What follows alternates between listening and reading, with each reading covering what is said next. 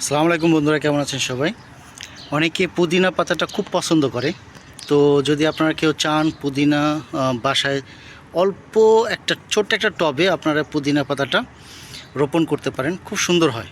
ওকে, আমি মাত্র একটা ডাল নিয়ে আসছিলাম, সেই একটা ডাল থেকে অনেক বিস্তার করছে। কারণ কি এটা খুব অতি স্বল্প সময় এটা অনেক সুন্দর বিস্তার করে। ঠিক আছে, যেমন আমি এখানে লাগাইছি, আপনাকে আরও দেখাবো। এই একটা ডাল থেকে এখানে লাগাইছি, আপনারা দেখতে পাচ্ছেন যে এখানে কত সুন্দর পুদিনা পাতাগুলো হয়ে আছে। ঠিক আছে, গতকাল আমি এখান থেকে অনেক এই যে টপটা, এই টপে সম্পূর্ণটা ভরে গেছিলো পুদিনা পাতায়। ওকে, যেমন এখানে এই টবের ভিতরে কিছু লাগাইছি।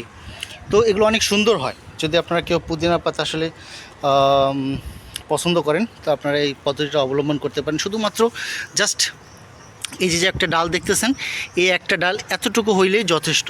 আপনার অনলি 2 মাসে এটা এরকম বিস্তার করে ফেলবে। ওকে, তো ভিডিওটা ভালো লাগলে থাকলে অবশ্যই লাইক, শেয়ার আর কমেন্টস করতে বলবেন না। সাবস্ক্রাইব করে পাশে থাকবেন। আল্লাহ হাফেজ।